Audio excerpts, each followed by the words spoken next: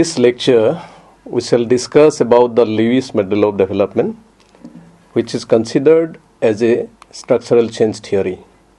The process of development is a dynamic one, with changes happening in various dimensions in an economy, such as growth in productivity and income, structural change in the economy and society, institutional changes, changes in attitudes and values, and in customs and social practices.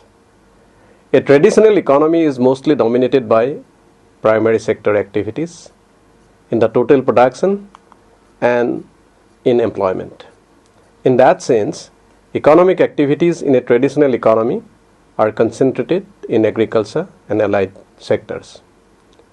However, with population and growth and concomitant changes in the demand for various products, development of other sectors in the economy becomes important.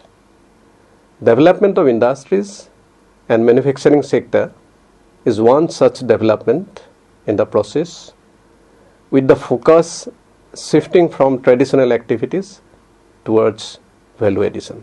One crucial prerequisite for development of industries and for that matter urban sector is availability of cheap labor. Various development theories have maintained that it is the agricultural sector which supplies the requisite labor to industrial sector, as labor is abundantly available in agriculture. The interrelationship between these two sectors can support development of both the sectors by providing inputs and goods and services to each other. The process of development of industrial sector through movement of relatively cheap labor from agricultural sector to urban industrial sector is crucial in understanding the process of development in many third world countries. One of the pioneer economists who studied this process of structural change in the economy is William Arthur Lewis, who propounded Lewis' two-sector model of development. In this lecture, we shall discuss about the Lewis model of development, which is considered as a structural change theory. This model was developed by Nobel laureate William Arthur Lewis in the mid-1950s. It was later modified by John Fay and Gustav Renes. Structural change theory focuses on a mechanism by which underdeveloped economies transform their domestic economic structures from a heavy emphasis on traditional subsistence agriculture to a modern, more urbanized and more industrially diverse manufacturing and service economy. This model became the general theory of the development process in surplus labor developing nations during most of the 1960s and early 1970s. And it is still applied particularly to understand the recent growth experience and labor markets in some developing countries. In this model, the assumption is that the underdeveloped economy consists of two sectors.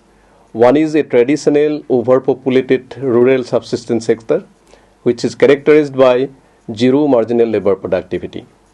And the second one, a high productivity, modern urban industrial sector into which labor from the subsistence sector is gradually transferred. Now, zero marginal productivity of labor in traditional sector implies a situation which permits Lewis to classify this as a surplus labor. The reason being, this labor can be withdrawn from the traditional agricultural sector at any point of time without any loss of output. The model focuses on the process of labor transfer from the traditional sector to industrial sector and growth of output and employment in the modern sector. Both labor transfer and modern sector employment growth are brought about by output expansion in the modern sector. The speed with which this expansion occurs is determined by the rate of industrial investment and capital accumulation in the modern sector. Now, this model is based on a number of assumptions. The major ones are something like this. Number one, there is surplus labor in the traditional sector, so where marginal productivity of labor is considered to be zero.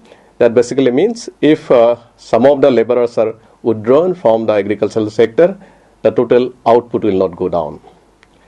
Secondly, output in the traditional sector is shared equally by all the workers. So rural wage rate is derived by average product, but in case of urban sector, it is derived by the marginal product. Urban wage is assumed to be constant. Wage is determined as a premium over a fixed average subsistence level of wages in the traditional agricultural sector. So that way, the wages in urban sector will be a little bit higher above the traditional agricultural wages. Now, at this wage, the supply curve of rural labor to the modern sector is considered to be perfectly elastic. Basically, it means that at the given price, the supply of laborer will be infinite. Lastly, the assumption is that capitalists reinvest all their profits, which imply that the profits earned in the modern sector are all reinvested. Now, how does this model work? In fact, the working of Lewis model can be illustrated with the help of a diagram. This diagram consists of 4 figures in essence. The right hand sides are basically related with the traditional agricultural sector, and the 2 figures on the left hand side are related with the modern urban sector. The upper diagram shows how subsistence food production varies with increases in labor inputs. It is a typical agricultural production function in which the total output or product of food is determined by changes in the amount of the variable input labor. In agriculture, it is LA, given a fixed quantity of capital KA and unchanging traditional technology TA bar. That basically means that capital and technology are considered to be constant, whereas labor is the only determining factor of total output produced in the sector. In the lower right diagram, we have the average and marginal product of labor curves, which are represented as average APLA and MPLA. Both these curves are derived from the total product curve, which are shown immediately above. The quantity of agricultural labor QLA available is the same in both horizontal axes and is expressed in millions of workers, because Lewis describes an underdeveloped economy where much of the population lives and work in rural areas. Let us assume that there are LA agricultural workers producing TPA amount of food, which is equally shared as WA food per person. In a sense, this is the average product which is obtained as the ratio between total output in agricultural sector by and the number of laborers in agricultural sector. The marginal product of these LA workers is 0, as shown in the bottom diagram of the figure. Hence, the surplus labor assumption applies to all workers in excess of LA. This is also shown by the horizontal total product curve beyond LA amount of laborers in the upper right diagram. The upper left diagram of the figure portrays the total product curves for the modern industrial sector. Here, output of manufactured goods is a function of a variable labor input LM for a given capital stock and technology. On the horizontal axis, the quantity of labor employed to produce an output of say TPM1 with a capital stock of KM1 is expressed in thousands of urban workers L1. So, you see number of laborers here is in terms of thousand, whereas in case of traditional sector, it is in terms of millions. In the Lewis model, the modern sector capital stock is allowed to increase from KM1 to KM2 and then to KM3 as a result of the reinvestment of profits by industrial capitalists. So this is one important assumption of Lewis model. So all the profits are reinvested, and as a result of this reinvestment of profits, the capital stock increases. This will cause the total product curve to shift upwards. For example, from TPM KM1 to TPM KM2, and then finally to TPM KM3. The process that will generate these capitalist profits for reinvestment and growth is illustrated in the lower left diagram of the figure. Here, the modern sector marginal labor product curves are derived from the total product in manufacturing sector, basically TPM curves of the upper diagram. So, under the assumption that there is perfectly competitive labor markets in the modern sector, these marginal products of labor curves are in fact the actual demand curves for labor. So, we can explain how the system works. WA in the lower diagrams in the figure represents the average level of real subsistence income in the traditional rural sector. WM is therefore the real wage in the modern capitalist sector. At this wage, the supply of rural labor is assumed to be unlimited or perfectly elastic, as shown by the horizontal labor supply curve WMSL. In other words, Lewis assumes that at urban wage WM above the rural average income of WA, modern sector employers can hire as many surplus rural workers as they want without fear of rising wages. Given a fixed supply of capital KM1, in the initial stage of modern sector growth, the demand curve for labor is determined by the labor's declining marginal product. It is shown by the negatively sloped curve D1 KM1 in the lower left diagram. Because profit maximizing modern sector employers are assumed to hire laborers to the point where the marginal physical product is equal to the real wage. In the diagram, it will be the point F of intersection between the labor demand and supply curves. Total modern sector employment will be equal to L1. Total modern sector output TPM1 would be given by the area bounded by points OD1, F, L1. The share of this total output paid to workers in the form of wages would be equal to the area of the rectangle OWM, F, L1. So the balance of the output shown by the area WMD1F would be the total profit that will accrue to the capitalist. As Lewis assumed that the profits will be reinvested, as a result, the total capital stock in the modern sector will rise from KM1 to KM2. This larger capital stock causes the total product curve of the modern sector to shift to TPM KM2, which in turn induces a rise in the marginal product demand curve for labor. This outward shift in the labor demand curve is shown by the line D2 KM2 in the bottom half of the figure.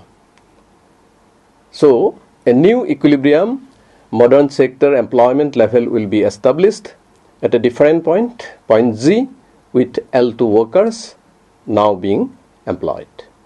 So the total output will rise. So it will rise to TPM2 or as the area OD2 GL2. The total wages and profits increase to OWM GL2 and WM D2G respectively. Once again, these larger profits are reinvested, increasing the total capital stock to KM3, shifting the total product and labor demand curves to TPM KM3 and to D3 KM3 respectively. It raises the level of modern sector employment to L3. This process of modern sector self-sustaining growth and employment expansion is assumed to continue until all surplus labor is absorbed in the new industrial sector. Thereafter, additional workers can be withdrawn from the agricultural sector, but only at a higher cost of lost food production, because the declining labor to land ratio means that the marginal product of rural labor is no longer zero. So this is known as the Lewis turning point. Thus, the labor supply curve will not remain horizontal. Rather, the labor supply curve will become positively sloped as modern sector wages and employment continue to grow. The structural transformation of the economy will have taken place with the balance of economic activity shifting from traditional rural agriculture to modern urban industry. So this is how the model works. But this model has been subjected to certain criticisms. The model is simple. It roughly reflects the historical experience of economic growth in the West.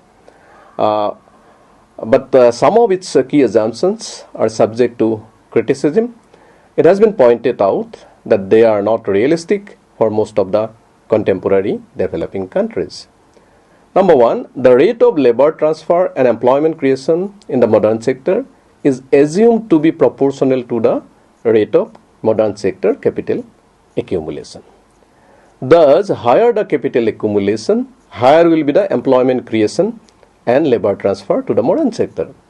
But the fact is, if capitalist profits are reinvested in more sophisticated labor-saving capital equipment rather than just duplicating the existing capital, then there will be lesser scope for labor absorption and ultimately the Lewis model will fail.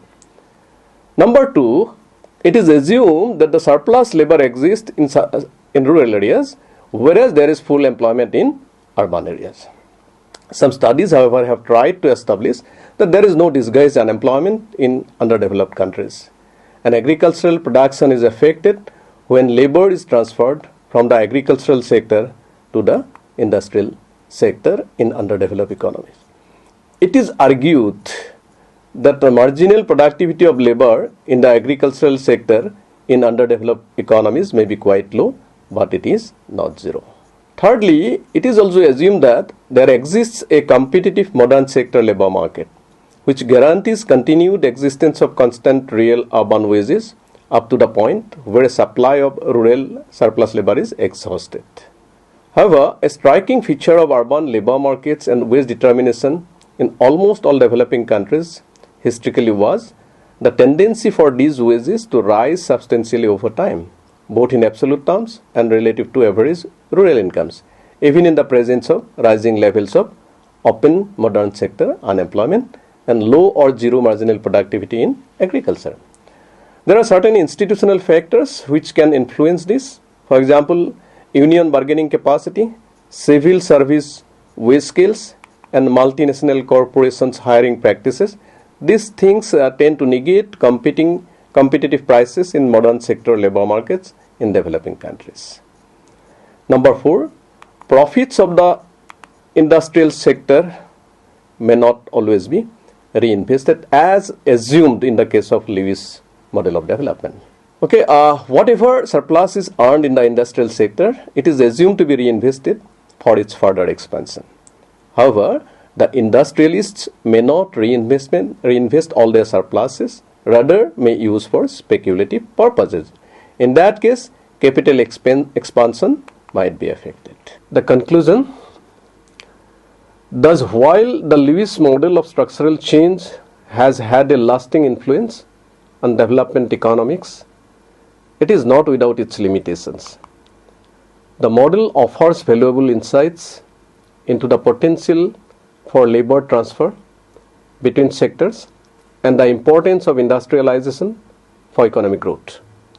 However, its assumptions regarding surplus labor in agricultural sector, the dualistic nature of economies, and the neglect of technology and capital accumulation have been criticized over time. Moreover, its failure to address the complexities of urbanization, inequality, and the evolving role of the service sector makes it less applicable to contemporary development challenges. In light of these criticisms, the Lewis model remains a useful historical tool for understanding economic transformation, but requires refinement to address the nuances of modern day development.